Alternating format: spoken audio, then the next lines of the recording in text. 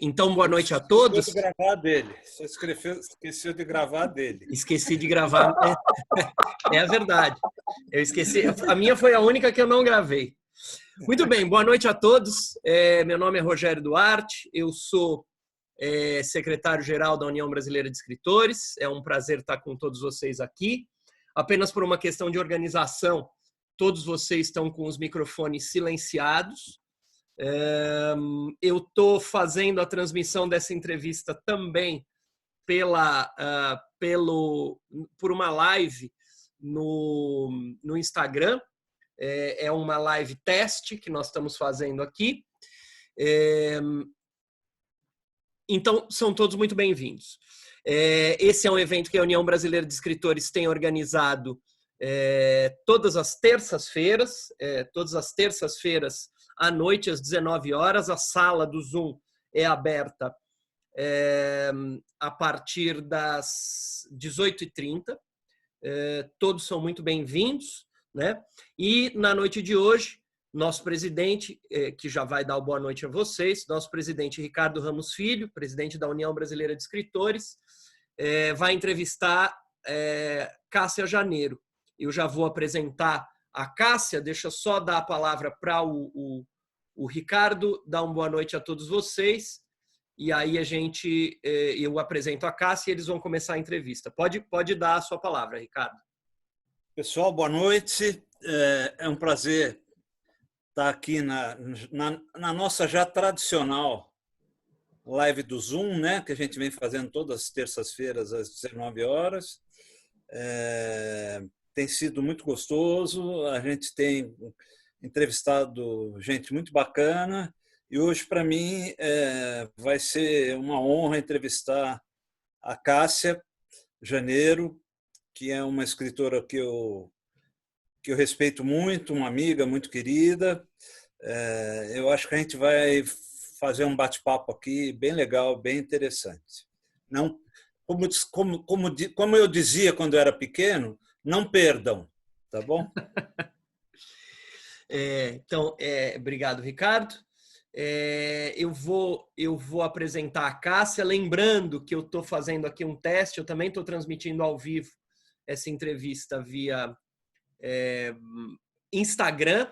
Eu não sei se vou conseguir transmitir a entrevista inteira, mas para aqueles que estão nos acompanhando no Instagram, essa entrevista que está rolando no Zoom, que eu estou colocando aqui na tela do Instagram, essa entrevista, o link para assistir essa entrevista está disponível no perfil da UBE no Instagram. Então, se vocês quiserem assistir essa entrevista, vocês que estão nos acompanhando aqui no Instagram, no perfil do Instagram tem o link para a entrevista.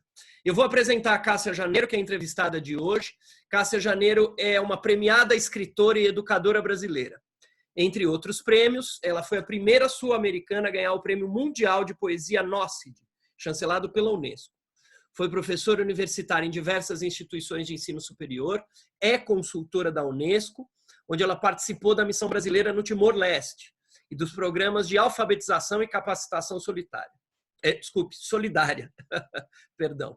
Viajou por todo o país elaborando, executando e avaliando projetos e programas socioeducativos. Tem trabalhos publicados no Brasil, na França, na Itália e na Holanda. Faz parte do corpo diretivo da UBE, é membro da Academia Metropolitana de Artes, Ciências e Letras e da Associação Internacional de Escritores e Artistas. Tá certo?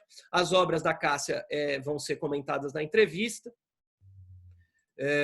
Então, Cássia, por favor, pode dar a sua palavra de boa noite e a gente inicia.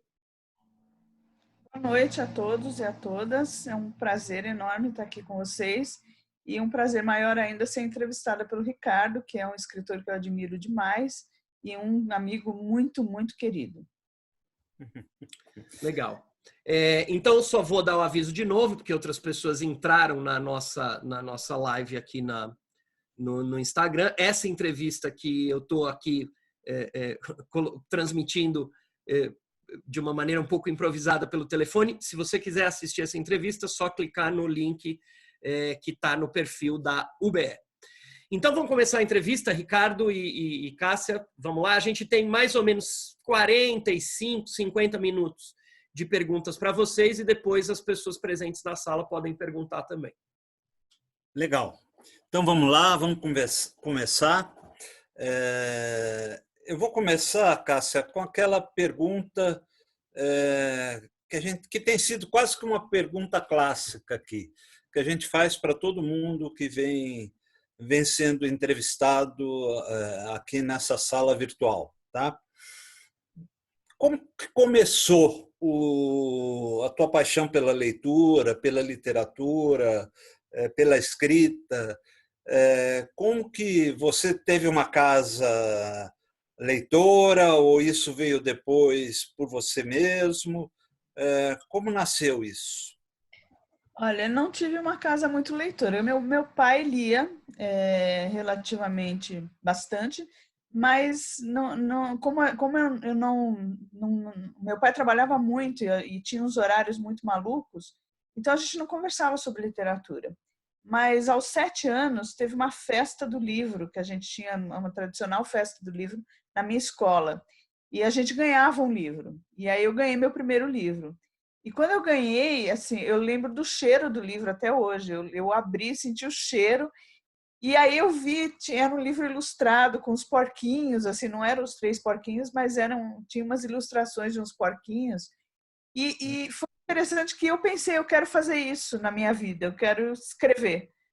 E esse foi meu primeiro contato. E depois, claro, eu sempre quis ser muitas coisas, mas sempre assim queria ser escritora e médica, escritora e advogada, escritora e filósofa. Sempre queria ser, mas escritora sempre ficou permanente, né? E aí eu tive muita sorte de ter encontrado no meu caminho pessoas, grandes escritores que me ensinaram muito, né? Mas foi muita sorte mesmo, eu atribuo isso à sorte. O primeiro grande escritor com quem eu tive contato foi o Paulo Dantas. Eu tinha, na época, acho que uns 18, 19 anos, e estava escrevendo um romance interminável, e eu datilografava muito bem, e eu fiz curso, né, de datilografia, e o Paulo, eu pedi para o Paulo para ele ler as minhas coisas. Mas é claro, né? Eu era uma garota muito, muito novinha, e ele olhou para mim e falou: Olha, sabe o que é? A gente, quando é escritor, todo mundo vem e quer mostrar as coisas para a gente. Aí se a gente for ler tudo, a gente não tem tempo para escrever. Aí ele viu que eu datilografava bem, e aí ele falou: Você pode bater o meu romance, meu novo romance? Aí eu falei: Eu posso, mas eu troco, né? Em vez de você me pagar, você lê as minhas coisas? E aí ele leu, né, o meu romance interminável, que era muito ruim, mas ele disse para mim que eu tinha muito talento, me escreveu um bilhete, e aquele bilhete assim mudou a minha vida, porque eu vi ali uma possibilidade de ser escritora, né? Porque tem um detalhe que eu gosto de contar. Quando eu tinha uns 9 anos, eu morava na Rua Lopes Chaves. E aí eu estava passando com a minha mãe perto da casa do Mário. E aí minha mãe falou assim que aqui morou o Mário de Andrade. Eu falei: Quem foi o Mário de Andrade? Foi um grande escritor. E ali eu enterrei a minha possibilidade de ser escritora, porque eu comecei a pesquisar, e na época não tinha internet, se tinham 2 grandes escritores na mesma rua, 2 grandes pintores na mesma rua, 2 grandes qualquer coisa na mesma rua. E como não tinha, eu falei: Poxa, mas o Mário tinha que nascer justo aqui, né? E aí, aquilo para mim foi um bloqueio, né? Deu um bloqueio na minha vida. Então, quando eu conheci o Paulo, esse bloqueio foi superado, né? E por ironia do destino, o meu primeiro livro eu lancei na casa do Mário de Andrade, na mesa do Mário de Andrade. Olha que legal, que legal, que legal. Eu acho que me lembrou agora do Zé Paulo Paes, né? Zé Paulo Paes é que dizia: eu sou o maior poeta da minha rua, mas minha rua é uma rua pequena. Pois é, a minha pequena também, o Mário tinha que nascer justo nela. Legal. Então, e aí, do Paulo Dantas para frente, isso você tinha uns 18, 19 anos. Aí, Isso. esse romance você acabou publicando ou não? Não, nunca publiquei, né? Não, ele era muito ruim, francamente, era muito ruim. Mas o Paulo viu ali uma pessoa que que podia ser trabalhada, sabe? Então, ele me ajudou muito, me indicou leituras, me apresentou para o Drummond, que foi também um outro presente. Eu conversava muito com o Drummond pelo telefone e ele gostava, ou ele fingia muito bem, mas acho que ele gostava de ouvir os meus textos. E ele sempre dizia, não, mas minha filha, corta aqui, o teu leitor, entenda que o seu leitor é uma pessoa inteligente, você não precisa dizer tudo. Então, assim, também foi um professor, entre aspas, né, muito querido, e que me ajudou muito, assim, principalmente a entender que a literatura não era desabafo, que literatura era uma arte, que você não pode se apegar ao seu texto, que o trabalho do escritor é basicamente cortar, cortar, cortar e mudar e dizer o essencial e deixar que o leitor dialogue com o seu trabalho, né? Uhum. Então, aí eu tive muitos contatos com grandes escritores e tive muita sorte que sempre fui muito bem acolhida, né? Eles funcionaram assim como mentores, vamos dizer. Isso, como mentores, exato. Ajudando. E você publicou o primeiro livro com que idade, Cássia? Olha, foi em 99, salvo engano. Foi 99. Eu Foi o tinha... quê? Você que é bom de matemática, eu nasci em 64. 64, 64, 84, tinha 20 e poucos anos. Tá. E aí eu publiquei, e tem uma história interessante, assim, porque quando eu comecei a escrever poesia, eu escrevia prosa antes. Eu não gostava, francamente, de poesia, porque aquilo que a gente aprende no colégio, né, no meu colégio, era uma coisa assim, a gente tinha que decorar a poesia, era uma coisa muito chata.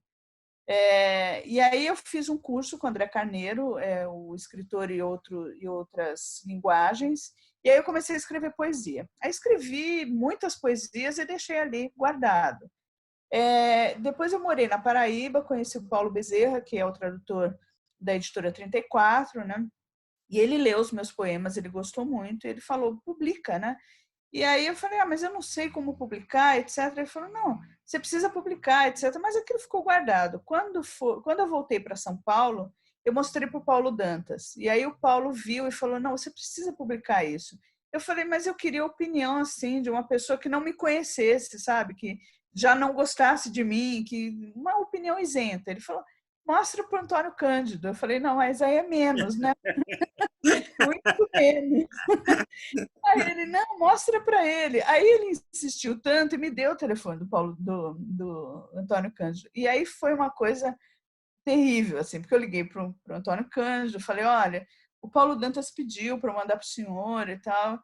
Aí ele falou, olha, minha filha, eu só leio quem eu já gosto. Eu não leio nada de novo. Aí eu falei, tá bom, mas eu posso mandar para o senhor? Ele falou, pode, mas eu não vou ler. Aí eu falei, mas tá bom, eu vou mandar assim mesmo. Mandei. Aí mandei, passou uns 15 dias assim, eu falei, bom, vou ligar para ele, né? Liguei, oi, professor, só para saber se chegou. Não é mentira, eu queria saber se eu tinha lido, né? Só para saber se chegou. Ele falou, chegou, mas eu perdi. Aí eu falei, tá bom, eu mando de novo. Aí ele falou, mas minha filha, eu não vou ler. Aí eu falei, mas não tem problema, né? Eu vou mandar de novo, né? Aí eu falei, o senhor quer ficar com o meu telefone? Ele, não. Aí eu, assim, é uma ducha de água fria, fria, gelada, gélida. Aí eu disse, tá bom, mas eu vou mandar assim mesmo. Mandei a segunda leva para ele. E aí, quando chegou, acho que uma semana depois, aí ele me ligou. E aí daí eu falei, ele falou, Cássia, aqui é o professor Antônio Cândido. Aí eu falei, e eu tenho um primo que ele imita muito bem as pessoas. Aí eu falei, Ronaldo, tá bom, Antônio Cândido não tem meu telefone. Ele, não, eu não sei quem é o senhor Ronaldo, mas eu peguei na lista telefônica o telefone da senhora, sua mãe, e ela me passou o seu telefone. Eu fiquei tão nervosa que eu bati o telefone na cara dele. Eu falei, gente do céu, eu bati o telefone na cara do Antônio Cândido, liguei de novo para ele. Falei, professora, que é a Cássia. Ele, a ligação caiu, caiu. Aí ele falou, não, eu queria dizer... Caiu a ligação, o telefone, caiu tudo. Caiu tudo. Aí ele falou, eu quero te dizer que eu li, né? Porque a senhora é insistente, né? Eu falei, sou. Aí ele falou, eu li, e eu digo que é das melhores coisas que eu já li. Aí eu falei, daí fiquei muito emocionada, comecei a chorar. E aí ele me mandou uma carta linda, e aí essa carta ele falou que eu podia usar como prefácio. E aí foi interessante, que ali eu tinha acabado de ler um livro da Hilda Hilst, pela Masao Ono. E aí eu liguei para o Masao, né? Olha que pessoa totalmente sem noção. Eu liguei para o Masao e falei para ele que eu tinha um livro, etc. Ele falou, mas eu não publico mais poesia só dá trabalho, não dá retorno. Aí eu falei para ele, né, porque o livro que você publicou, um livro da Hilda Hilst, né? Falei, gente, depois a pessoa sem noção, uma poeta totalmente desconhecida falando que ele podia publicar o meu, já que ele tinha publicado a Hilda Hilst.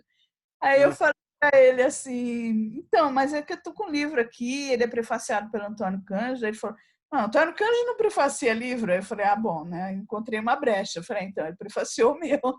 Aí ele falou, não, vem para cá amanhã. Aí eu fui lá, ele leu, adorou o livro, publicou o livro. Assim foi o meu primeiro livro. Que legal, Cássia. Então, você começou com poesia.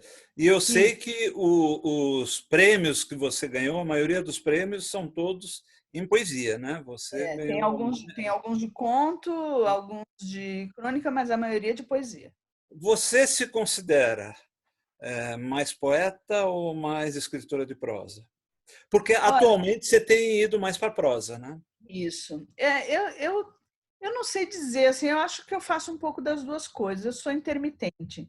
Eu, às vezes, tenho uma descarga poética, eu escrevo muita poesia, às vezes eu escrevo muita prosa.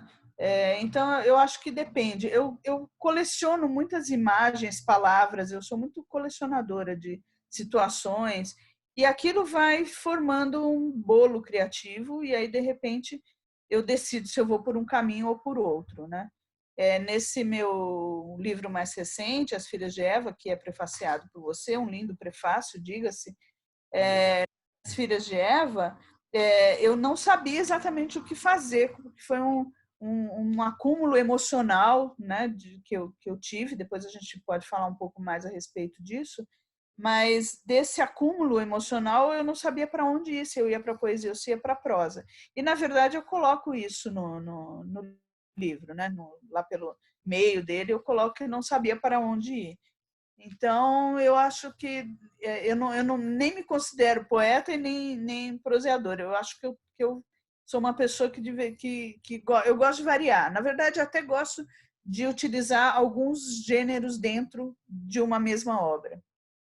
Porque dentro dos teus textos de prosa, às vezes tem um ou outro poema, né? Você às vezes consegue colocar dentro do livro algum poema, né? Isso eu reparo que, aliás, fica super legal, né? Porque dá um ritmo poético ao texto, né?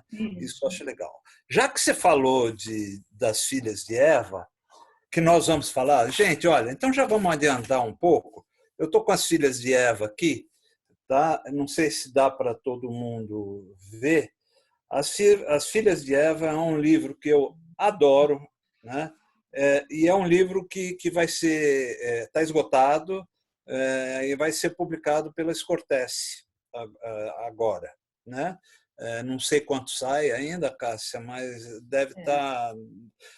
Agora não é nem um bom momento, né, para o livro sair, porque não dá para fazer lançamento e tudo, mas ele já está. Ricardo, só uma informação: o livro ficou pronto hoje. É mesmo?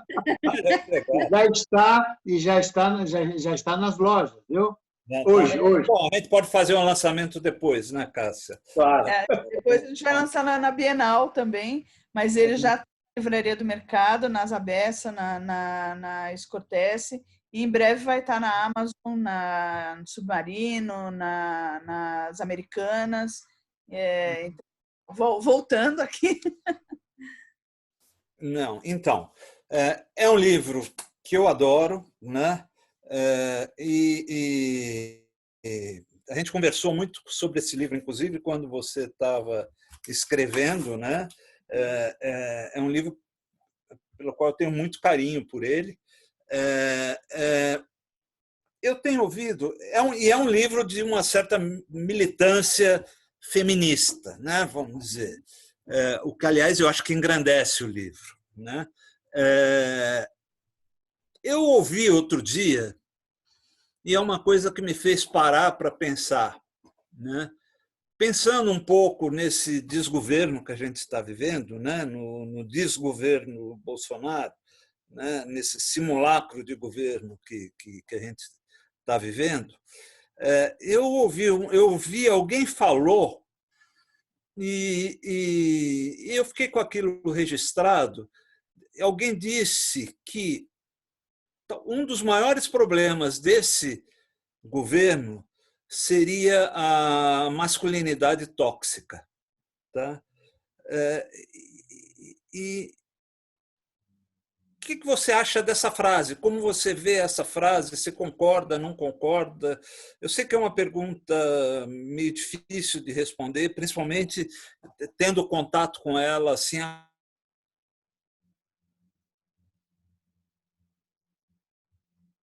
Oi? Sobre isso, e eu acho que essa questão da masculinidade tóxica é uma questão que aparece muito no governo Bolsonaro. O que você acha? Não é difícil, não, acho bem fácil. Na verdade, eu acho que não é só masculinidade. Ali tem de tudo: tem racismo estrutural, tem masculinidade tóxica. Você pode escolher qual ramo de preconceitos você quer, porque ali é abundante, né? Mas eu acho que sim, que tem essa questão da masculinidade tóxica, até na forma como eles se referem às mulheres, e aí eu não digo só do pai Bolsonaro, mas dos filhos também, de todos aqueles que cercam, né, aquele desgoverno. Outro dia ele disse que tinha que combater o vírus como um homem, né? E isso é uma frase que eu acho que já demonstra esse tipo, né, de masculinidade.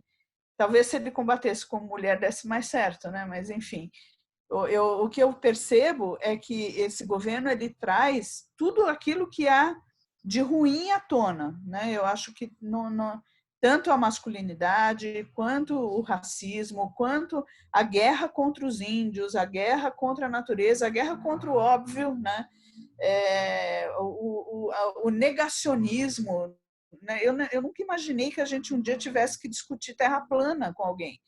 Então, quer dizer, eu vejo que é um retrocesso muito grande em todos os aspectos. Eu, às vezes, me sinto na Idade Média mesmo. E ainda agora, né, em quarentena, a gente fica imaginando a peste e tal.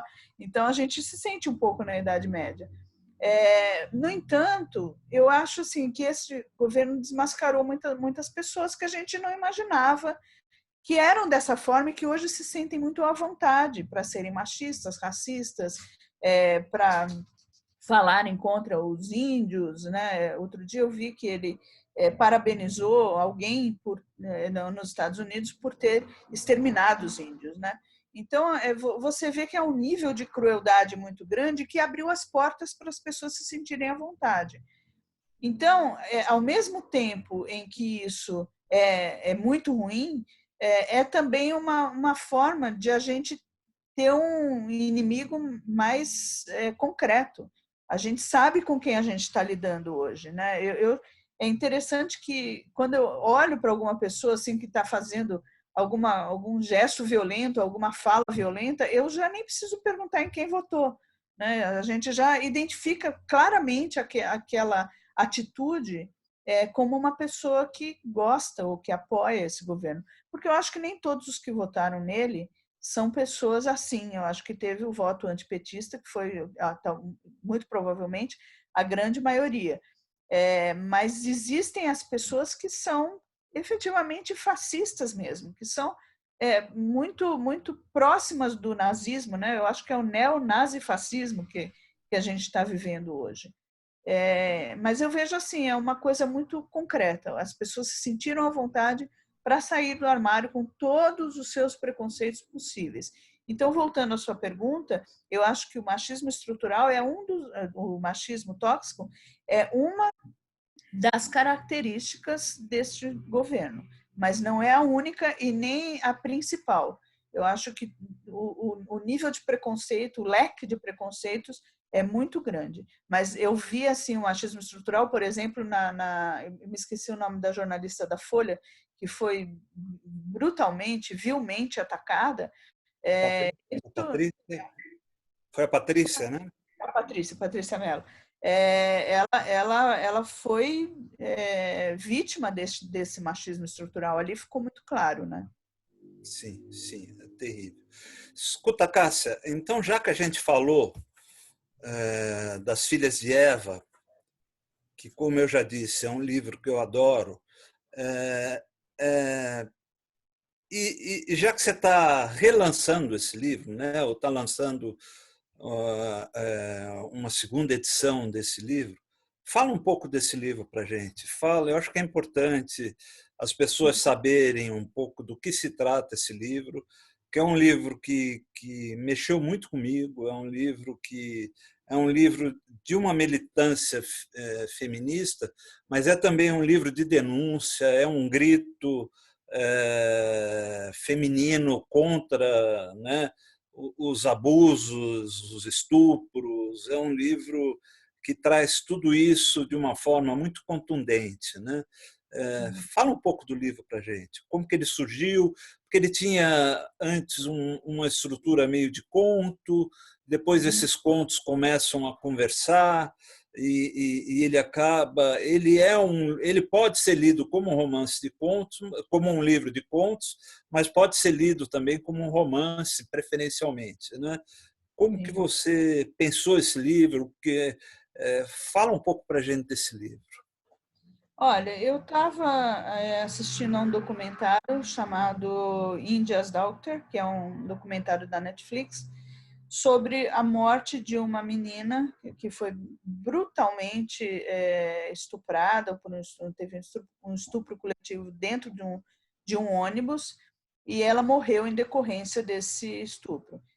Na verdade, eu até evito assistir filmes assim que mexam tanto comigo, até por uma questão de saúde mesmo, assim, que mexam nesse nível, né? Porque eu fiquei meses chorando todos os dias depois que eu assisti a esse documentário. E aí eu senti que eu precisava fazer alguma coisa com isso, porque eu precisava escrever alguma coisa a respeito desse acontecimento, que não fosse alguma coisa jornalística, porque tudo aquilo que aconteceu já estava registrado na imprensa, já tinha o documentário, então eu queria escrever algo, ou poemas, ou romance, alguma coisa assim. E eu me lembro que eu liguei para você quando ainda não tinha nascido o livro, né? E eu conversando com você, você falou, olha, até pelo seu tom de voz é melhor você não escrever nada agora, porque não vai sair boa coisa, porque você está muito envolvida ainda, né?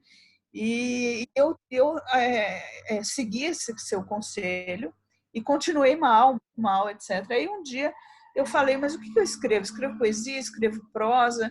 E aí eu comecei a escrever o primeiro conto, que é um conto sobre uma jornalista que fez um trabalho sobre várias mulheres estupradas, várias mulheres vítimas de violência, né, em países em guerra. E aí o que eu fiz foi aproveitar muito da minha experiência no Timor-Leste, onde eu conheci pessoas, mulheres que tem um grupo ali que foi mulheres brutalmente vítimas de violência, que tiveram parentes assassinados. Perguntar, Cássia, você esteve no Timor-Leste antes do Sérgio ou depois do Sérgio? Durante o Sérgio, eu conheci o Sérgio. Você E o esteve com ele. Sérgio é tudo aquilo que dizem mesmo. Ele é uma pessoa que, para mim, serviu como modelo do que é de como o idealismo pode funcionar nesse mundo, né? Depois eu vou falar sobre ele. Mas, então, quando eu tive lá, eu tive contato com essas pessoas, com essas mulheres. Então, a Eva é uma jornalista que escreve sobre essas mulheres. E aí ela mesma vítima de violência. E aí eu fui para o segundo conto. Aí o segundo conto já era sobre outra mulher. Então, assim, aí tinha muito da minha experiência, eu também fui vítima de violência, tinha da minha experiência, tinha a experiência de familiares, de mulheres que tinham passado por algum tipo de violência na minha família, mas também tinha a história da indiana, né, da Jyoti, que foi Que é uma assassinada. das histórias mais fortes que tem, né? É uma história É terrível. muito forte, a história dela é terrível. E aí também eu criei algumas personagens que são baseadas nessa experiência que eu tive no Timor. Então tem a indiana, aí tem uma iraquiana, tem uma nigeriana, e essas personagens internacionais eu tanto pesquisei em relatórios quanto daquilo que eu tinha ouvido no Timor, né? Que num país em guerra a violência é diferente, ela é muito diferente. Então, eu aproveitei essa experiência para colocar. E aí, conforme eu fui escrevendo o livro, eu vi que eu podia fazer de uma forma que a personagem principal, que é a Eva, ela aparecia no começo e no final. Depois eu resolvi colocá-la no meio, e aí que deu essa ideia de um romance, né? Porque ela começou a amarrar todos os pontos, né? Porque todas aquelas histórias são as histórias das mulheres sobre as quais ela escrevia. Então, foi dessa forma que o livro nasceu. Foi um livro muito difícil emocionalmente de escrever, porque eu segui realmente seu conselho, e aí toda vez que eu via que eu estava muito, muito emocional demais, eu fazia aquilo que o Drummond falava: desapaixona, escreve, deixa guardado, volta para ele. Para um Então, pouco, né? Oi? Para um Oi? pouco, né? Para. Para, toma uma água, respira. Então, eu demorei 2 anos para escrever o livro, por conta dessa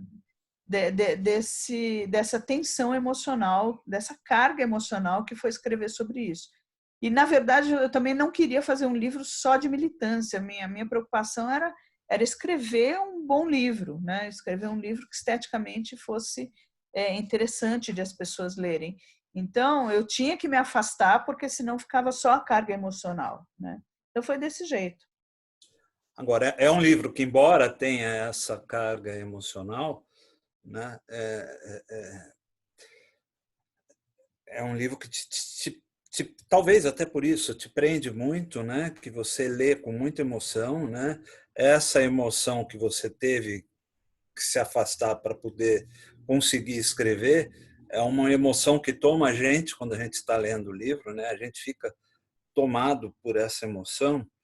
E uma pergunta que eu sempre quis te fazer, Cássia, é o seguinte, que apesar de toda essa violência, apesar de toda... E quem leu, e aquele negócio, já recomendando o livro, já falando para as pessoas lerem, quem tiver a oportunidade de ler, não deixe de ler, porque é um livro realmente importante, é um livro que deve ser lido, né? Link, ó, Ricardo, Oi? link do livro que ficou pronto hoje, já coloquei no chat, tá bom? Se alguém quiser comprar. Que bom. Legal. É um livro que eu recomendo, mas é assim, é um livro que, embora lide o tempo todo com a violência, e que fale, é um livro, Cássia, é assim, eu quando li o seu livro, eu em diversos momentos da leitura, eu tive vergonha de ser homem, sabe? É assim, é um livro que você para assim e fala, mas como o homem é um bicho cruel em alguns momentos, como é um bicho difícil. Eu tive muita vergonha de ser homem lendo o seu livro. Mas, apesar de toda essa violência, apesar de tudo aquilo que a gente vê, toda a maldade cometida por homens contra a mulher, a gente percebe em você ainda aquele pacifismo, aquela admiração por Gandhi, aquela coisa, né, de que, apesar disso tudo, o herói ainda é o herói pacifista, ainda é Gandhi, ainda o que vale a pena é o pacifismo.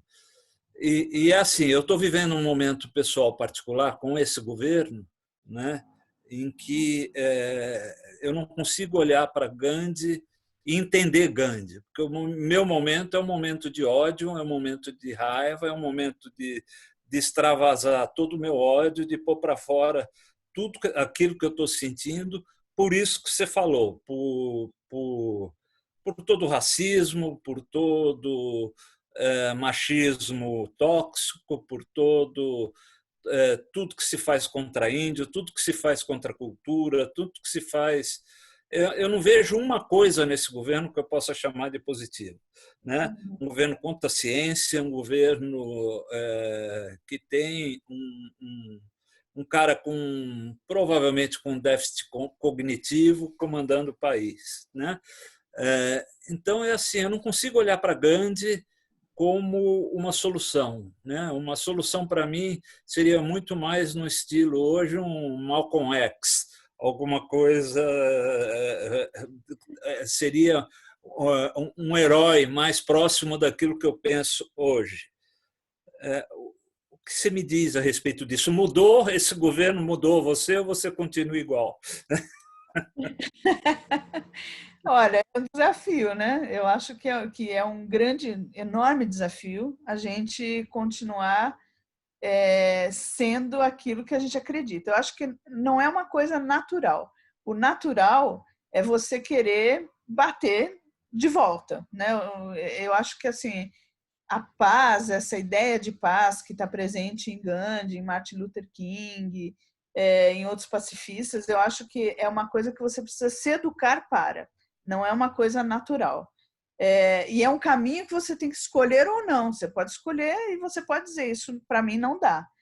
Para mim é o caminho, né? E eu digo que isso está sendo um desafio para mim, porque eu também me pego odiando este governo. E, ao mesmo tempo, tentando entender. Então, por exemplo, quando eu olho só para as pessoas, vamos imaginar, o Bolsonaro é um ser humano que não tem nenhum poder, que não tem nada.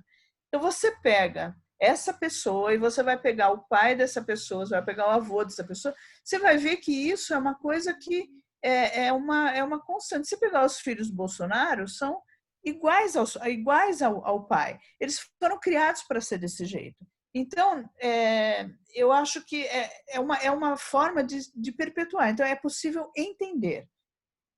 Isso não quer dizer que você vá compactuar, e muito menos quando essa pessoa tem um poder, e ela tem o poder de prejudicar tantas vidas, né? Mas tem um livro que eu adoro, que chama Para Entender Hitler. E o título ele já é muito combatido dentro do próprio livro, porque são já irrita, né? O título já irrita, né? Não quero entender. Né? Então, tem um rabino que fala: você não deve publicar esse livro, é um judeu cujos pais foram mortos em Auschwitz. Ele diz: você não deve publicar esse livro, porque quando você diz para entender, você já está justificando. Mas não é isso. A proposta do livro é assim: quando a gente consegue compreender, a gente evita que isso aconteça de novo. Quando você diz assim, Bolsonaro é um monstro, ou Hitler é um monstro, você tira essas pessoas da condição humana. E aí parece que elas estão fora. Mas não estão fora. Elas são o pior do que a condição humana pode dar. Pode ter, mas elas são da condição humana ser daquele jeito também. Então você só pode combater aquilo dentro da própria humanidade. Se você colocar fora, você não consegue. Você fala, isso é uma aberração, eu não consigo lidar com aberrações.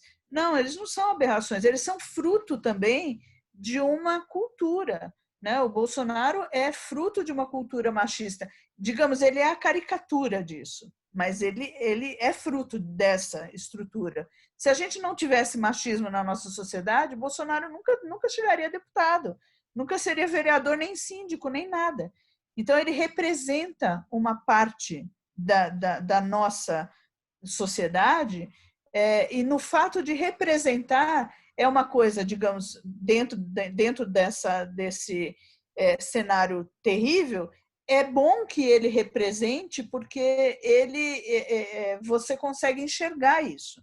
Aquilo não está mais escondido, né? Então, assim, você consegue combater. Mas é claro que isso é um desafio muito pessoal, inclusive, porque Eu me agarro mesmo em Gandhi nos piores momentos em que eu sinto que eu estou ficando com muita raiva, e tento me equilibrar nisso. Primeiro, para não ficar mais doente. Segundo, porque eu não acredito que a gente, na violência, a gente consiga combater isso. Eu não sei se a gente... Às vezes eu olho assim, as manifestações, eu penso, será que a gente está caminhando para uma guerra civil? Eu não sei se a gente está caminhando para isso. Eu acho prematuro até dizer isso, mas me passa pela cabeça. Né? E qual seria a minha atitude numa eventual guerra civil? Né? Como é que eu me comportaria? Eu acho que são desafios que são colocados. Né? O Bolsonaro é um tremendo desafio aos pacifistas. Né? Mas se você vê, Gandhi era um pacifista dentro de uma realidade profundamente violenta. E ele conseguiu vencer dentro dessa... Ele nunca perdeu de vista esse pacifismo. Né? Como ele diz, a paz, não há caminho para a paz é o caminho. Né? Então, durante essa caminhada dele, ele sempre teve isso muito presente. Eu procuro ter muito presente, mas é um desafio grande. Legal. Cássia, você está de novo, você está baixando de novo. É legal você subir um pouco. Isso, isso. Né? Então tem. Agora, dentro de tudo isso que você falou, né, e pensando em literatura, você, até onde eu sei, você participou de um grupo de literatura feminina também, não participou? De um evento. Como você vê isso, Cássia? Eu estou pensando um pouco naquele livro, que é um livro que eu adoro, um livro da Djamila Ribeiro, O Lugar de Fala, né? Eu acho que é um livro muito importante. E eu já vi escritores homossexuais rejeitarem serem tratados como escritores homossexuais, né? Dizerem que eu sou um escritor, da mesma maneira como você não define um escritor como hétero, você não pode definir um escritor como homossexual. Eu sou um escritor, né? Como você vê isso, essa literatura? Porque hoje nós temos uma literatura negra, né? Nós temos uma literatura feminina, nós temos, está muito dividido isso, né? Esse teu livro, As Filhas de Eva, não deixa de ser um livro que se insere dentro de uma literatura feminina e dentro de uma militância feminista, né? Como você vê isso?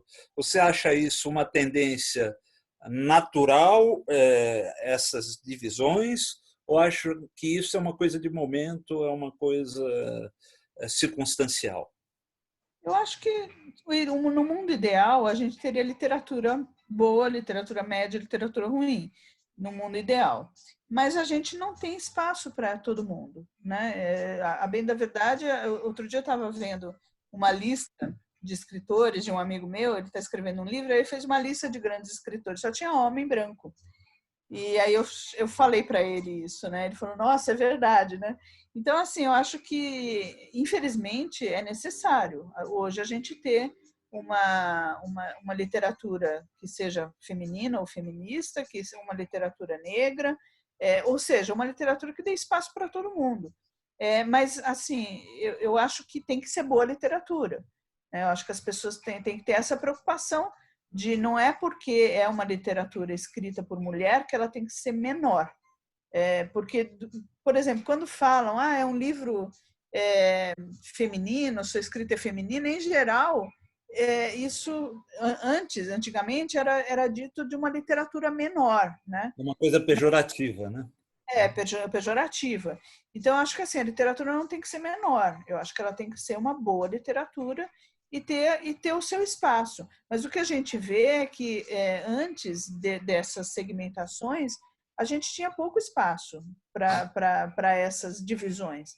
Então, quem acabava era sempre o homem branco. Né? Essa é uma verdade. A gente tem pouco espaço. Você pode contar nos dedos quantas escritoras a gente tem, grandes escritoras, quantos grandes escritores negros a gente tem, quantos grandes escritores homossexuais.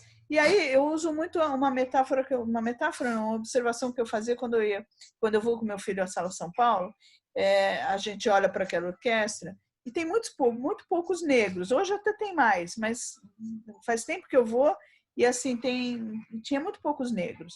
E aí eu dizia, não é porque os negros não se interessam por música clássica, é porque não tem espaço, né? Então eu acho assim que abre-se um espaço para uma literatura que seja feita por mulheres que são tão competentes quanto os homens ou tão incompetentes quanto, né? Mas a gente tem um espaço que é para mulheres, que é para negros, que é para homossexuais. Eu espero que daqui a algum tempo a gente olhe para isso e fale, nossa, isso jura que isso foi preciso fazer isso para que as pessoas tivessem espaço e que todo mundo tenha espaço pela sua competência de escrever, pela sua competência em tocar algum instrumento, enfim, pela sua competência em fazer arte, né?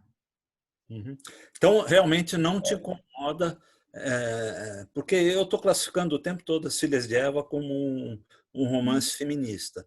Essa classificação não te incomoda? Não me incomoda. Eu, inclusive, faço parte do Mulherio das Das Letras, letras que é um grupo de mulheres extraordinárias que escrevem muito bem, né? Eu já fiz parte de uma coletânea com elas, e é um Vocês grupo viajaram, né? Vocês estiveram que viajamos, nós tivemos no Guarujá, mas elas também tiveram em Bragança, foram para João Pessoa, né? A Maria Valéria Rezende está no grupo, tem Estela Maris, tem um monte de gente boa no grupo.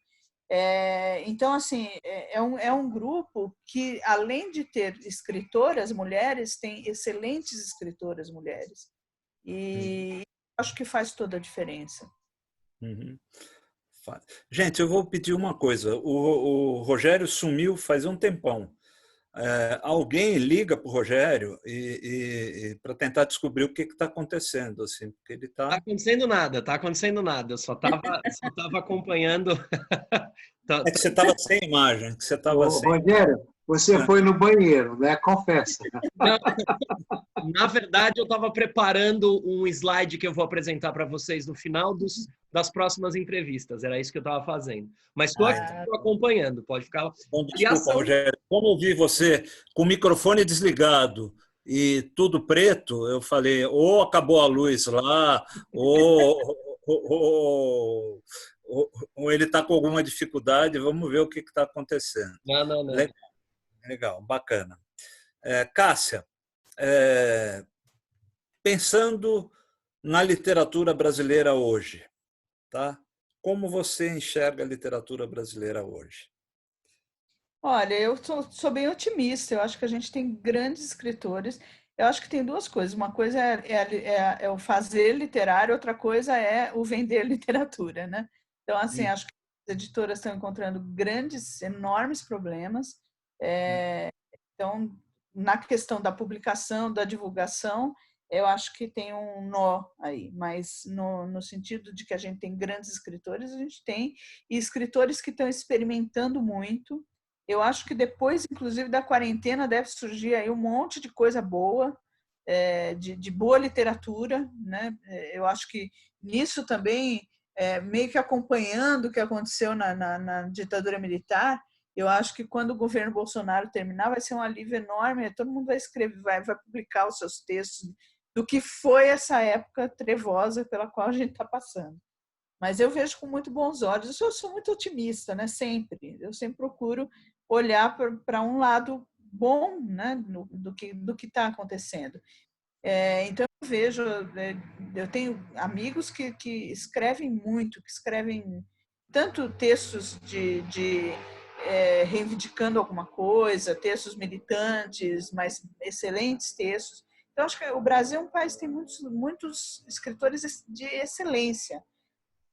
Acho que a questão é que a gente não tem uma linha de cultura que seja que independa, inclusive, de quem vem, né? De quem chega no Ministério ou na Secretaria da Cultura, a gente está sempre quebrando isso. Então, a gente teve uma boa fase, daí, de repente, não tem mais uma boa fase, aí tudo meio que morre, tudo que foi feito. Então, acho que a gente precisa desenvolver política pública né, de cultura, e incluindo a literatura, porque existe política pública para o audiovisual, existe política pública, quer dizer, existe, mas hoje a gente vive nessas trevas, mas existe. Então, acho que a gente também tem que reivindicar políticas públicas que independam de qualquer governo para que a gente possa ter uma continuidade e para que a gente tenha incentivo para o escritor brasileiro, né? Porque, inclusive, quando a gente fala que a gente escreve, todo mundo fala como que a gente ganha vida, porque ninguém ganha vida escrevendo. E eu acho que é importante a gente ter espaço, tempo e condições de sobrevivência para que a gente possa criar. E poder ser remunerado, inclusive, para escrever. Exatamente, porque senão você não tem como sobreviver, né? Né? Você não, eu acho, aí é escritor conversando com escritor. Tá, eu estou fazendo como se a gente estivesse batendo um papo num bar.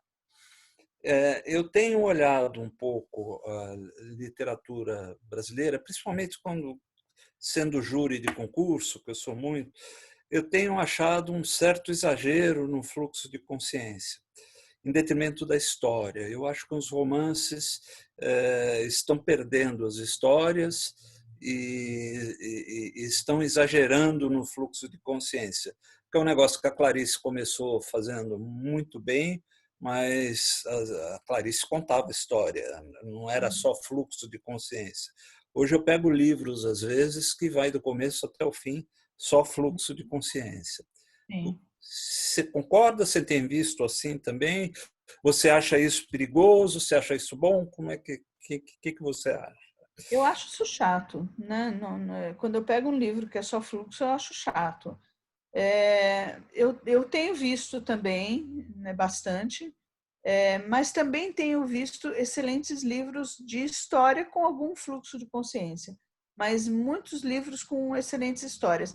O que eu percebo, eu acho que tem uma diferença um pouco para a literatura atual.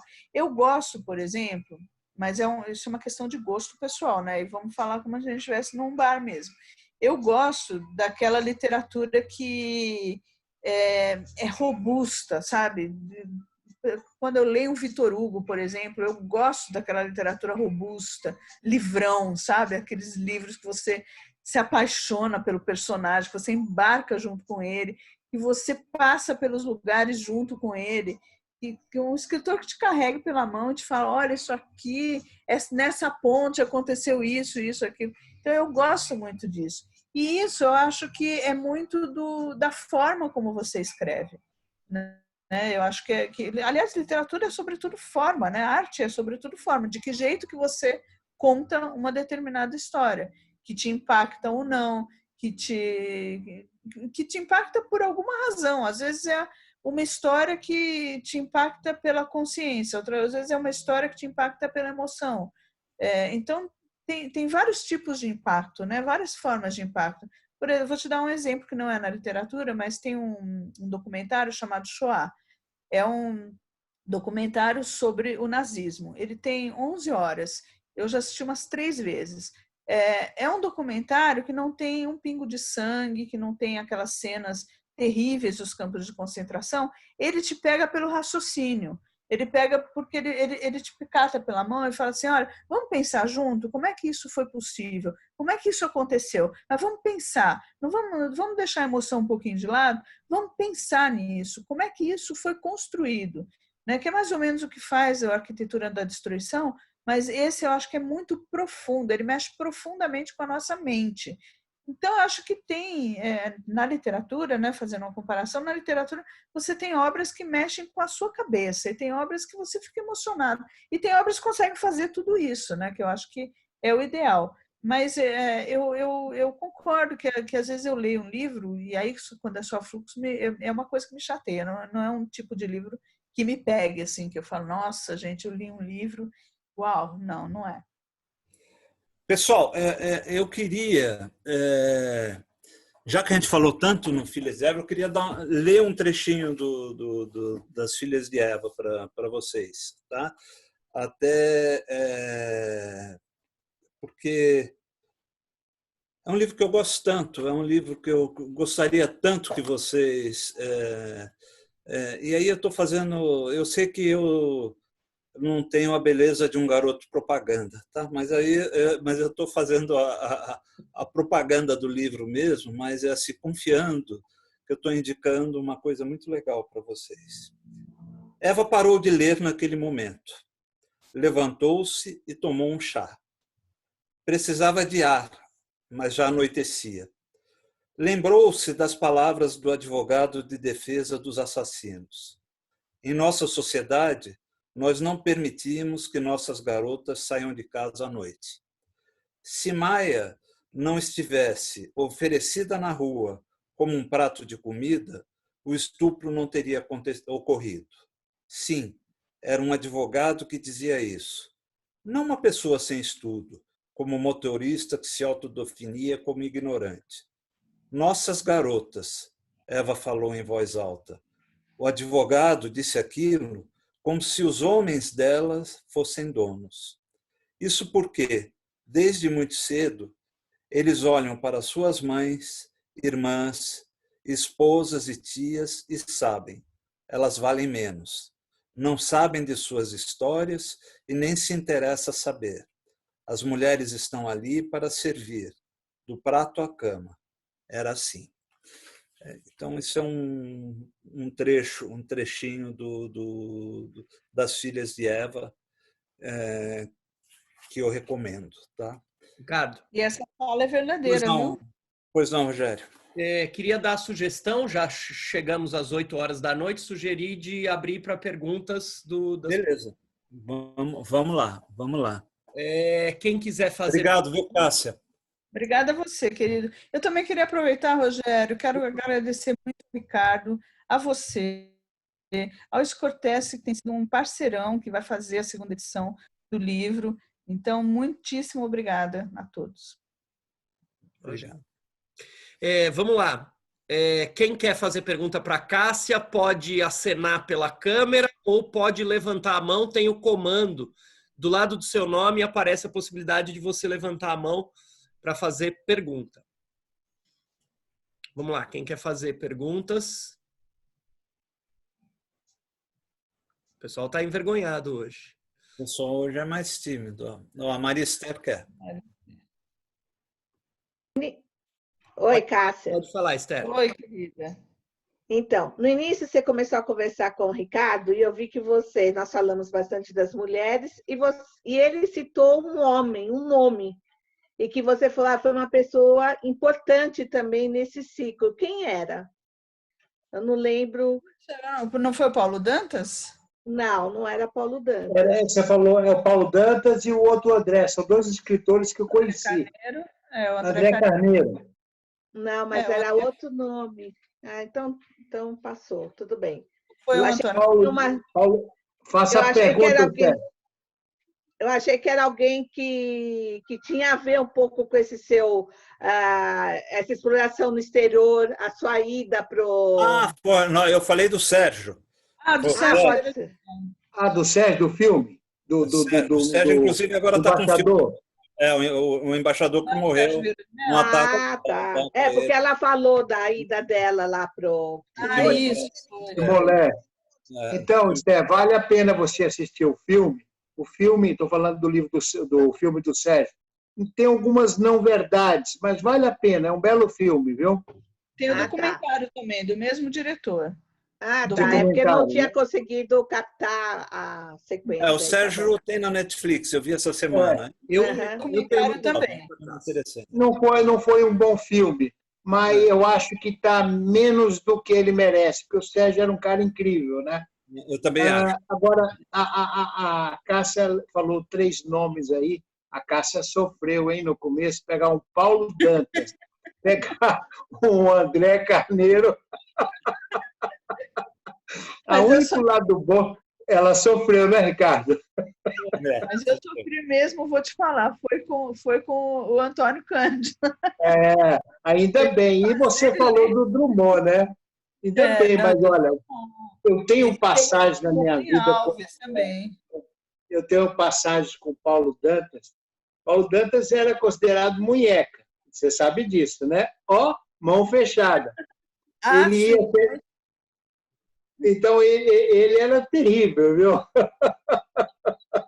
A gente, quando saía, quando chegava na hora de pagar a conta, ele dava um jeito de ir ao banheiro, de É? desaparecer, de falar que tinha esquecido, de ter uma dificuldade enorme de achar a carteira no bolso, até alguém falar, pode deixar que eu pago. O Paulo Dantas ficava inventando coisas para te cobrar, coisas que não lhe diziam respeito. Cássia, eu posso fazer uma pergunta? Claro. Cássia, eu tive a chance de participar, a minha orientadora do doutorado, que é a Marlise Vaz Bride, ela tem duas grandes linhas de pesquisa. Uma é o romance português contemporâneo, que foi aquela que eu trabalhei, e uma é a literatura de autoria feminina, a literatura portuguesa de autoria feminina. E aí a gente formou um grupo de estudos certificado pelo CNPq, para ler uma obra, eu não sei se você conhece, que se chama Novas Cartas Portuguesas, escrita por 3 escritoras. Conhece essa obra? Eu conheço de nome, mas não li ainda. Então, aí a gente criou em cima dessa... Não é a obra que importa, é a hipótese que a gente criou. A gente criou a hipótese de que, baseada no próprio Antônio Cândido, de que se a experiência, vamos dizer assim, de ser mulher é uma experiência diferente da experiência de ser homem, isso é óbvio, né? Mas depois de Simone de Beauvoir e uma série de outras pesquisas e estudos do feminismo, ficou evidente que essa é uma experiência muito diferente e, portanto, uma visão de mundo diferente, e que poderia haver, mas isso ficou só no plano da hipótese, que a gente ficou testando com várias obras, poderia haver alguns traços formais de autoria feminina.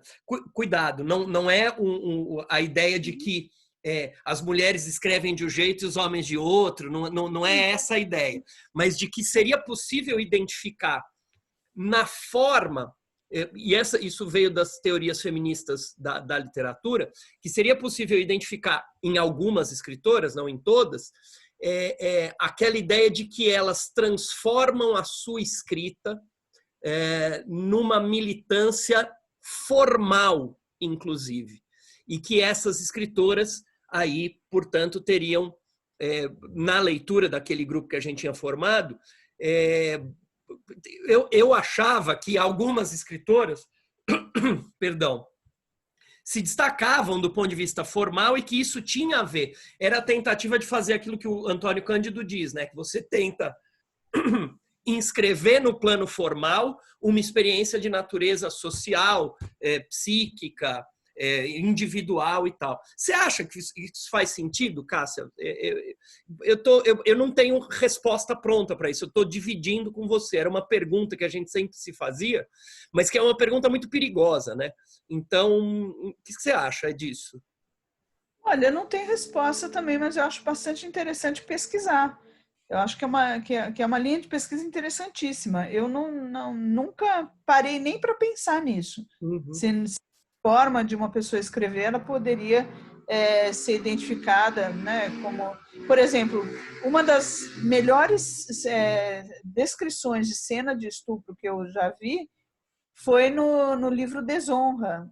Poxa, acabei de esquecer o nome dele. Mas que é um homem, entendeu? E eu diria, como uma pessoa que passou por uma experiência assim, eu diria, nossa, isso aqui foi escrito por uma mulher, entende? Então, assim, eu acho que é uma coisa interessante de se pesquisar, mas eu não sei não sei dizer se é possível no formato você captar isso. Uhum. Eu fiz a pergunta porque essa obra que a gente pesquisava, chamava Novas Cartas Portuguesas, do ponto de vista formal, ela era uma obra radicalmente revolucionária, sabe assim? Sim. Então foi a partir dessa obra que a gente criou a hipótese. A Maria quer fazer uma pergunta. Espera aí, Maria. Tá liberado o microfone. Pode. Opa, desculpa. Pode falar. Pode falar. Não tenho pressa, Rogério. Pode fazer, você pode ter. Não. Eu só dividi essa. Era uma pergunta que a gente sempre se fazia, e claro que é difícil de chegar a uma resposta fechada para essa pergunta, mas é isso aí. Mas diga lá, Maria. É a minha vez? Sim, sim, por gentileza. Sim. Então, Cássia, para iniciar, gostaria de cumprimentá-la, gostaria e cumprimento. Fiquei muito satisfeita em ouvi-la e muito emocionada em ouvi-la. É uma história muito, muito bonita. Como é que se constrói, como é que se forma um escritor e como é que as experiências de vida vão constituindo o seu modo de estar no mundo da escrita. Fiquei muito satisfeita. Agora, lamento não ter lido o seu livro até o momento. É sempre uma indelicadeza, não é, que a gente comete com os colegas, poder não ler, mas é também uma possibilidade de conhecer. Fiquei muito satisfeita. Gostei muito do trecho, Ricardo, que você escolheu para ler, uma narrativa densa, robusta, como você disse, Cássio. E agora vou ser sua próxima leitura. Muito obrigada. Muito obrigada. Possibilidade. Maria.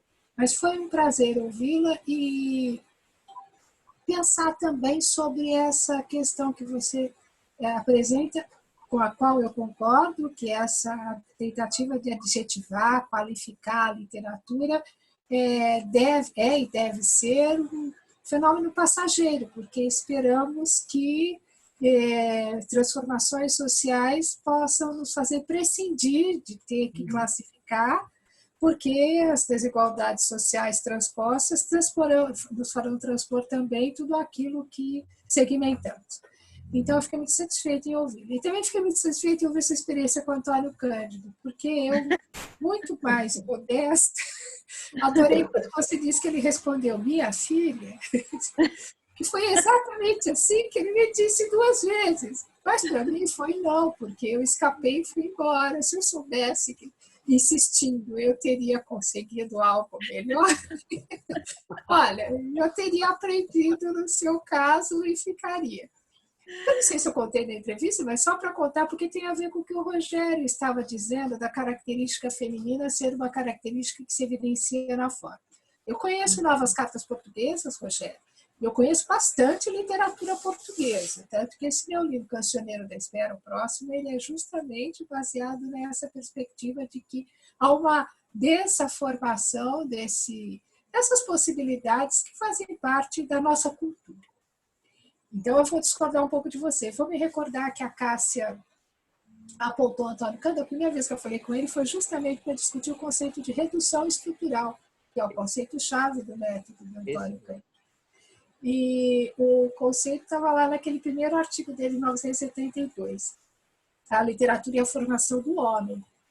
Um sociólogo de formação estruturalista. Aí, Cássia, eu encontrei, em 1978, Antônio Cândido, num evento, bobinha, né? Hoje eu olho, eu fico até envergonhada, enrubescida.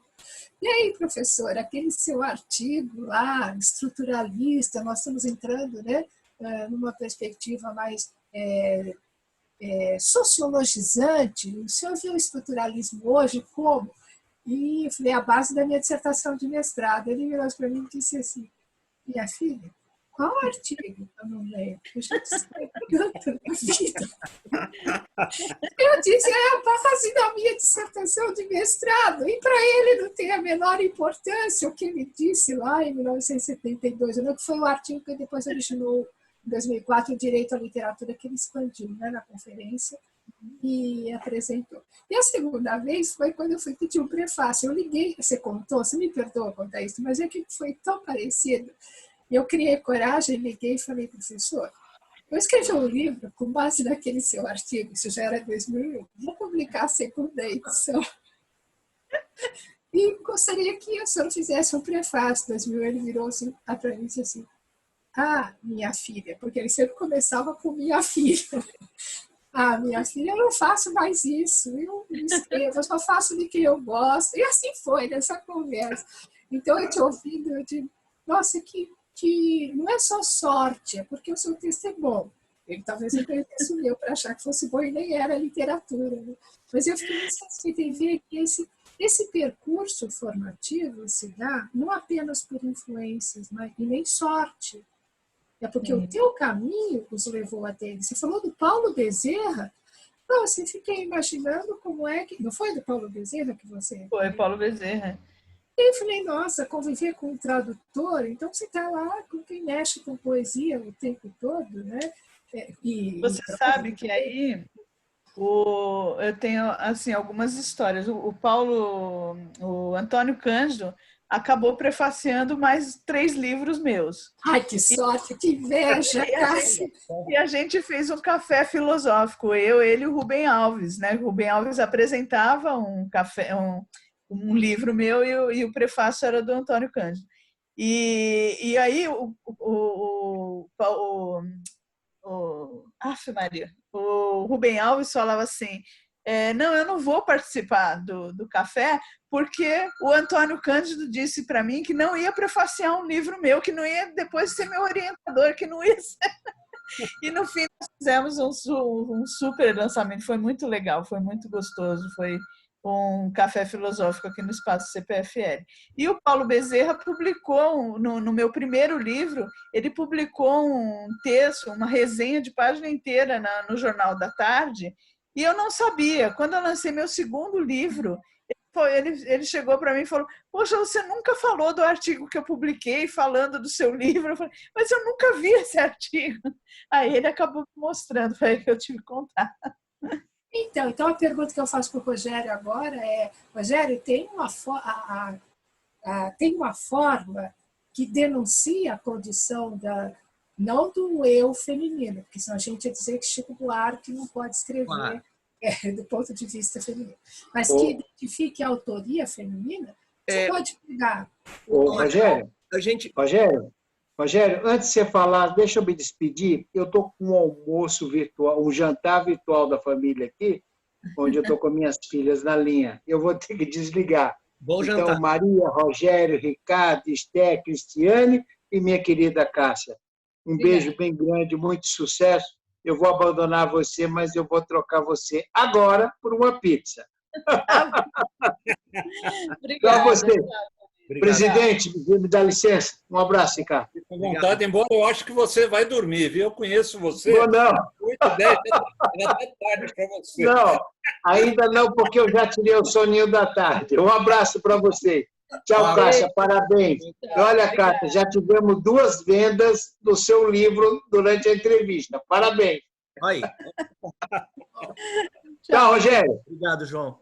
Tchau. Tchau. Então, só para terminar, posso? Claro, desculpe. Então, você mencionou novas cartas portuguesas, mas eu poderia mencionar a Flor Bela e Espanca. Sim. Então, como é que esse eu feminino, eu acho que Cássia, você que está aqui, denuncia, não é uma visão machista sua que se identifica? Tá? Não, primeiro, essa hipótese tem a ver com aquele conceito é claro que explicando aqui assim, ela pode soar dessa maneira. Por isso que eu falei para a Cássia que era uma questão em debate, né? Ela poderia soar de fato machista, claro. Mas a intenção não era essa. Então, é importante antes avisar, né? O grupo era composto muito mais por mulheres pesquisadoras. Quem chefiava o grupo, né? Quem encabeçava o grupo era uma mulher pesquisadora. A gente partiu de um texto de uma pesquisadora, ela é da ciência social portuguesa, e ela tinha algumas hipóteses a respeito da autoria feminina na pintura, né? Mas não que existiria um eu feminino, não é isso. Acho que se eu falei isso, eu me expressei mal. Não que existisse um eu feminino que se distinguiria do eu masculino, não é nada disso, por favor, não me entenda mal. Mas é que sim, de fato,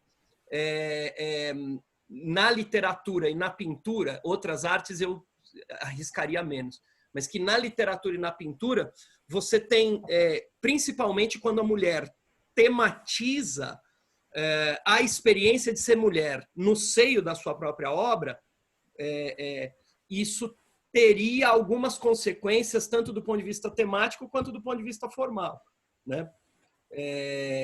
O que não significa que a intenção não era essa, de dizer, existe um eu, existe uma forma feminina de escrever, não é nada disso, né?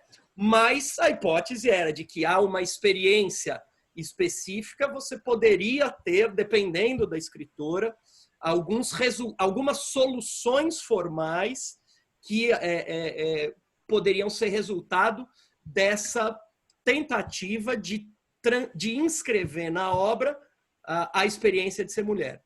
A autora desse texto português da pintura se chama Filipa Londes Vicente. O livro se chama Arte Sem História. Ela é uma pesquisadora da Universidade Nova de Lisboa. Estou sendo super cuidadoso e dando nome, não sei o quê, porque é óbvio, né? Eu sou homem falando de obra de literatura feminina. Cuidado. É uma pesquisa principalmente encabeçada por mulheres e tal, mas eu participei do grupo porque me interessei pela pesquisa e tal. É isso. Eu vou ler o livro da Cássia e depois eu te digo se você está tendo uma visão machista do livro dela, porque você não fez uma pergunta assim quando foi homem aqui para perguntar se tinha um ethos masculino no livro do Ricardo Ramos. Essa questão nem se colocou aqui. Agora se coloca, só agora é uma provocação, uma brincadeira. Mas acho que é uma importante questão para tematizarmos isso. Bem, eu agradeço e vou ler o seu livro, Cássia, com bastante interesse. E reitero, foi um prazer ouvir. Muito obrigada, viu? Quem mais quer fazer pergunta para a Cássia? Papa. Por favor, Papa. Tudo bem, Cássia? E aí, Papa, tudo Oi, bem? querido, tudo bem? Tudo bom, Ricardo? Tudo bom, Rogério, professora Maria, todos, tudo bem? Primeiro, cumprimentar a Cássia, adorei, enfim, eu estou adorando aí vamos dizer assim, o rumo da nossa prosa. Tenho aprendido bastante e realmente adorei o trecho selecionado pelo Ricardo, excelente, enfim, gostei muito, enfim, estou muito curioso também pelo livro. Vou fazer uma pergunta próxima daquela que eu fiz para a professora Maria. A professora Maria preferiu, enfim, não indicar nenhum poeta ou, enfim, mais contemporâneo que ela lê. Eu, enfim, né, tenho também um pouco mais de leitura mesmo em relação à poesia dos mais consagrados. E em relação, mas aí a minha pergunta para você vai ser em relação à prosa, né, contemporânea brasileira. O que você destacaria do que você gostou de ler daqueles, enfim, de autores brasileiros nos últimos aí 20 anos, que foram publicados aí nos últimos 20, 30 anos? Eu, assim, no pouco que eu já li, né, eu li muito pouco, eu conheço 2 livros do Milton Ratum, que adorei, um que eu já citei lá na nossa conversa na semana passada foi o Marcelo Rubens Paiva. E eu tenho curiosidade de saber o que as pessoas que gostam de ler pensam sobre esses autores aí que estão surgindo, ou que, enfim, já estão aí no mercado aí há 20, 15 anos, que publicam com alguma regularidade. Porque, enfim, confesso que ainda não fui atrás desses para buscar aí mais impressões, ou quais livros desses autores ou dessas autoras seria mais interessante começar ou tentar conhecer, assim, da literatura brasileira, né? Olha, é uma pergunta difícil porque a gente sempre acaba deixando alguém de lado, né? Claro, claro. Não, então, nesse sentido, os dois sim. que você Claro. citou, Mas o que você mais gostou, assim, né? Como, olha, assim, eu gosto dos dois. O que não gostou, não fala.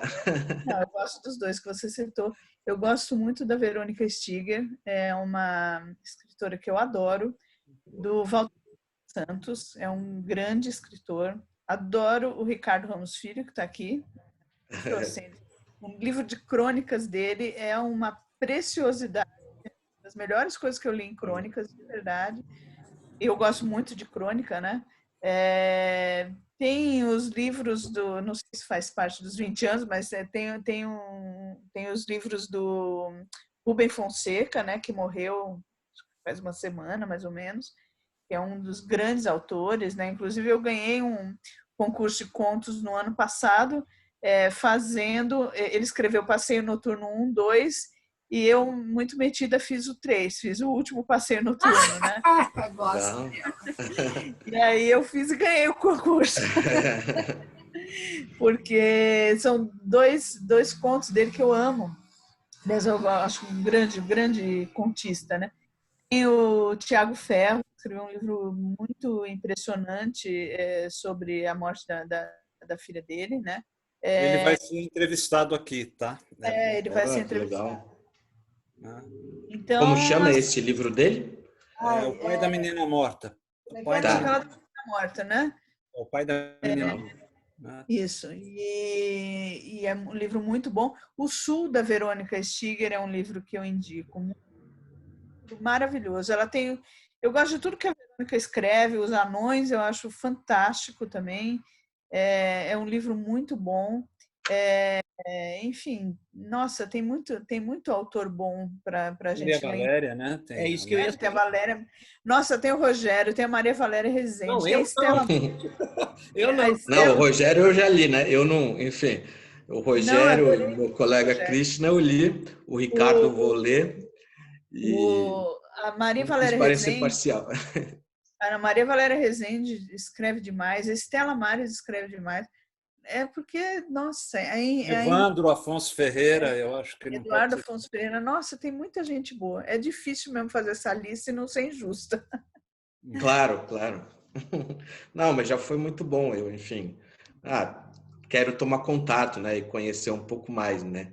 Às vezes a gente fica, mas pô, nem conheço, ou ainda não li alguns dos clássicos ou dos consagrados, né, e passar, vamos dizer assim, para a turma que está publicando agora, né?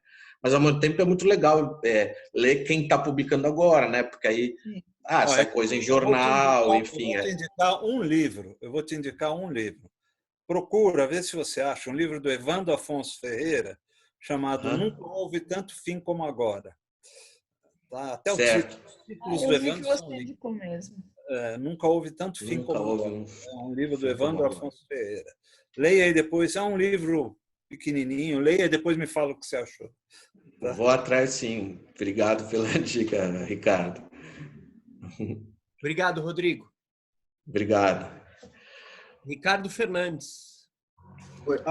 Vocês falaram do livro, o Nunca Houve Tanto Fim Como Agora. Por acaso, eu estou com a capa esse daqui. Olha, que legal. Estou no começo, mas olha, realmente é um livro que pega, viu?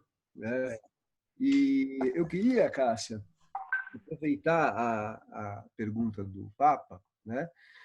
Por acaso estou lendo aí Ana Karenina, né? E eu fiquei impressionado com a descrição das emoções, a precisão das palavras para descrever as emoções, né?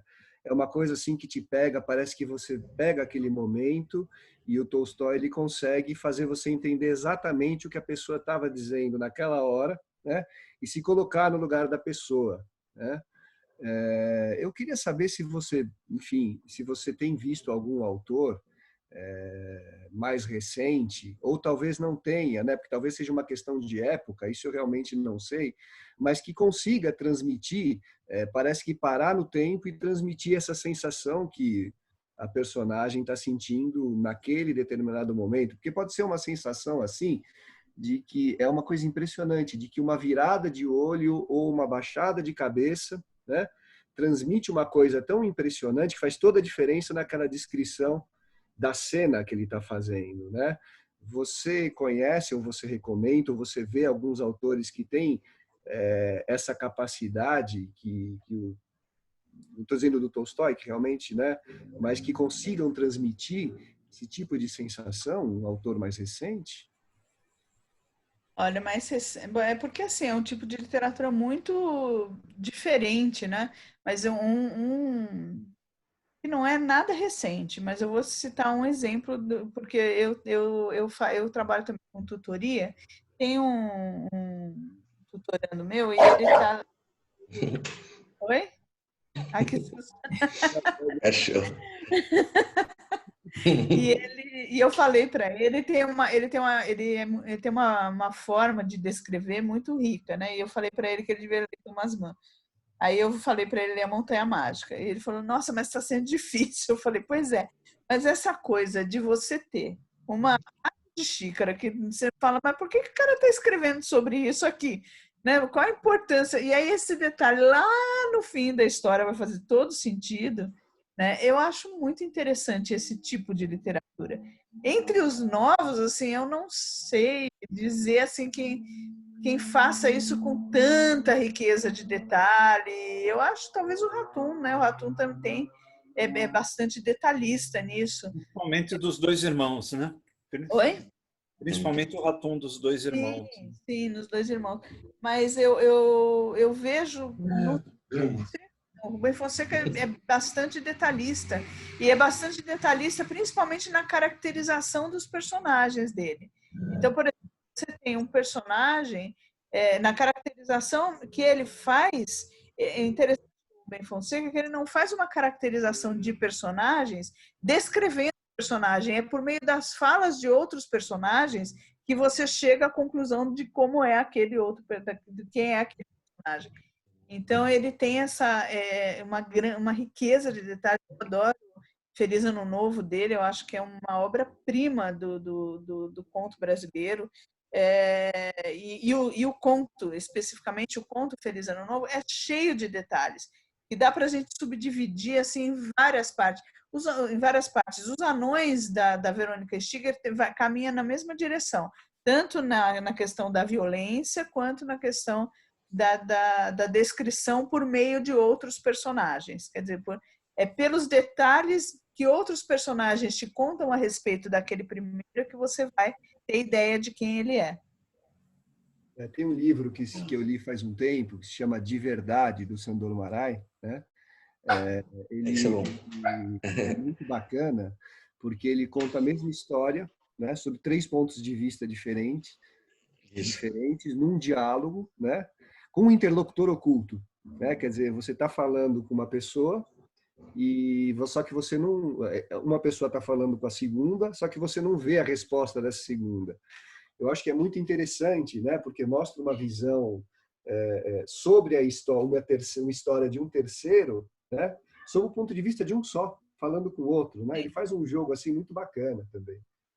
A Escorel, eu esqueci o primeiro nome dela, mas a Escorel, que é a filha do Antônio Cândido, ela ganhou o São Paulo de literatura com um livro assim. Ela conta uma separação, primeiro do ponto de vista do marido, depois do ponto de vista da mulher. É a mesma situação de 2 pontos de vista completamente diferentes. Muito interessante. Interessante. A Maria tem uma pergunta a fazer, aí o Ricardo encerra, eu vou fazer aqui a divulgação das próximas e a gente fecha. Diga lá, Maria.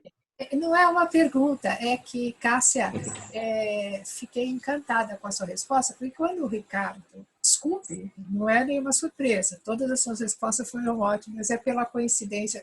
Quando o Ricardo me perguntou e comentou do Ana Karenina, e você comentou também que a riqueza de detalhes, pois, posso dizer de uma coincidência, nossa, adorei te conhecer assim tão perto, Cássia.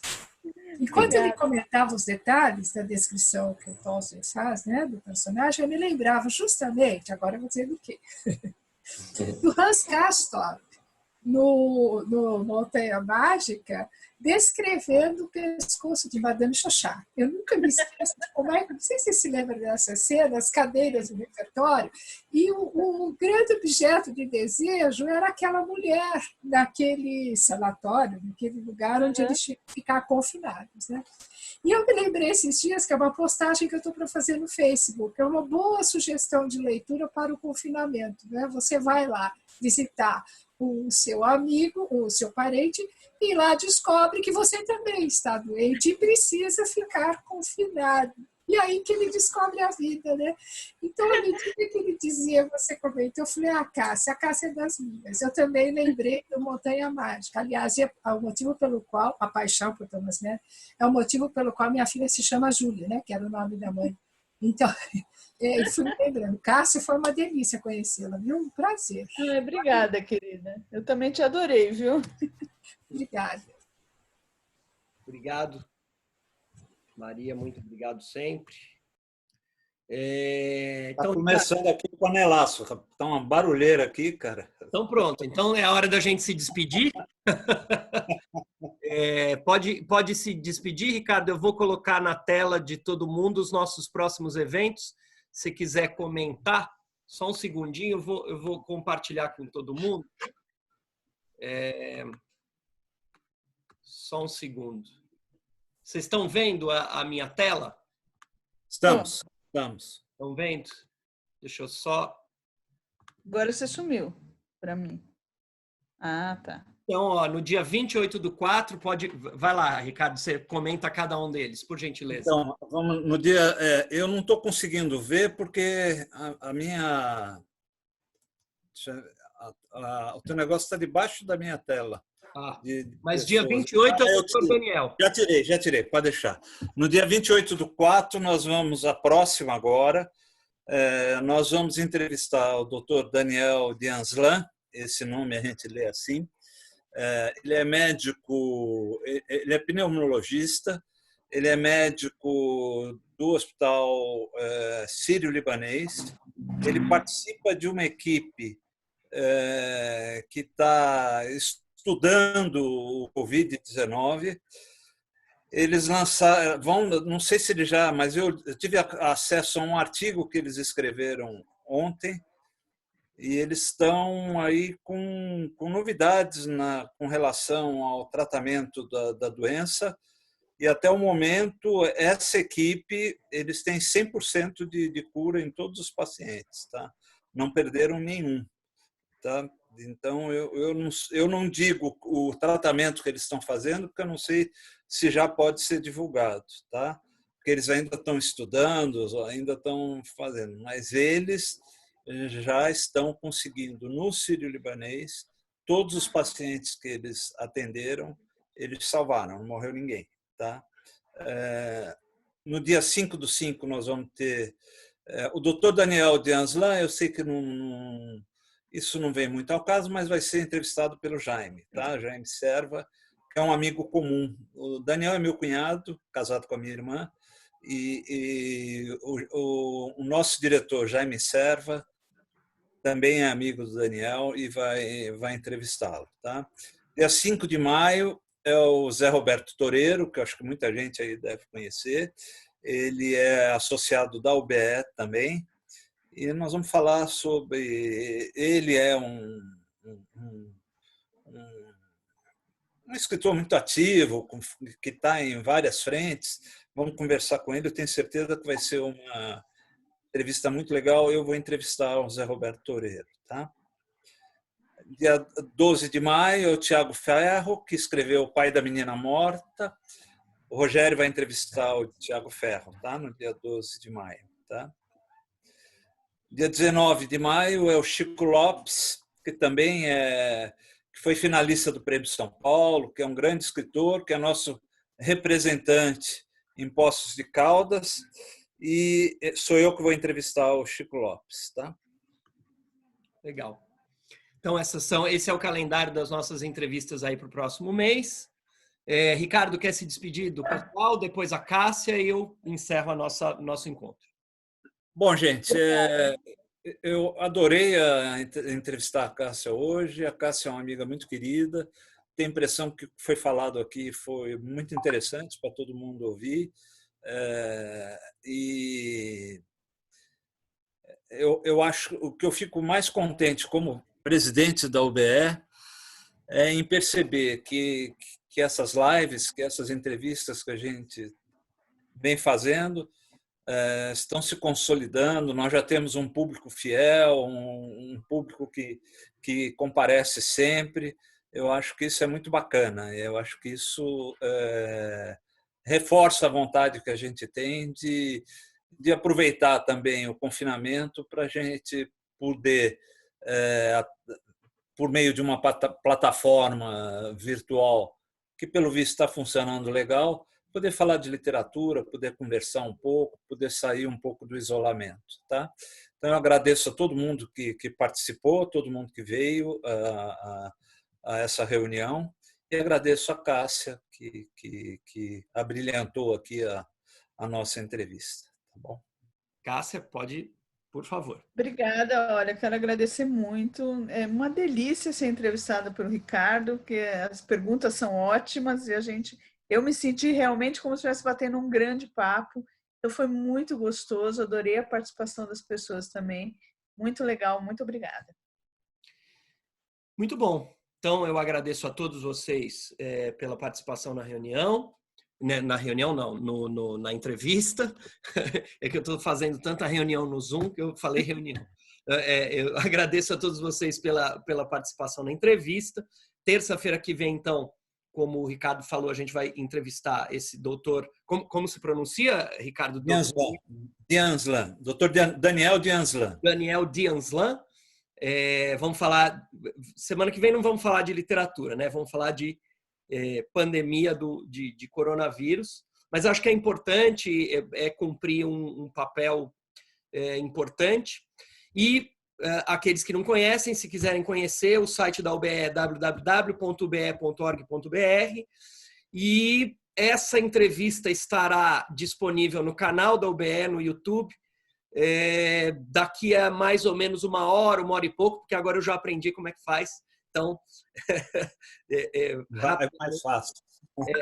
Agora rapidamente, vou subir essa entrevista que foi gravada. Muito obrigado a todos.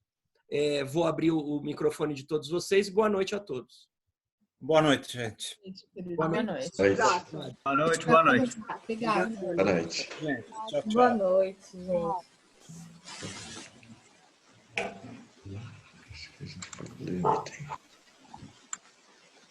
Como é que sai? Maria, vou Oi. te mandar um artigo que eu escrevi. Peraí, deixa eu só interromper a gravação.